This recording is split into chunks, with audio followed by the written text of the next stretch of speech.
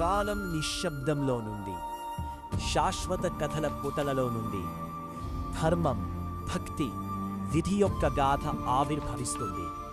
ఇది రామాయణం, ఒక రాజకుమారుడు పురాణంగా మారిన కథ. శక్తి కంటే ధర్మాన్ని ఎంచుకున్న మనిషి శ్రీరాముడు.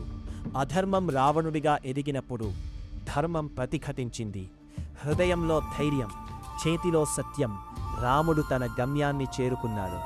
లంక యుద్ధభూమిలో మంచి చెడు తలపడినప్పుడు ఒక దివ్య బాణంతో అధర్మం కూలిపోయింది. కాని ధర్మగాథ ఇక్కడితో ముగియదు, అది మరొక రూపంలో కొనసాగుతుంది. ఇది కృష్ణలీల. ఇక్కడ దివ్యత నవ్వుతుంది, జ్ఞానం నాట్యం చేస్తుంది, ప్రేమలో సత్యం పలుకుతుంది. వాయించే సన్నివేశం వేణువు చేతిలో, శాంతి హృదయంలో కృష్ణుడు చూపించాడు యుద్ధం దాటి ఉన్న జీవితం అందాన్ని. లోకం కదిలినా, సముద్రం ఉగ్రరూపం దాల్చినా, దివ్యత మాత్రం ప్రశాంతంగా, శాశ్వతంగా నిలిచింది.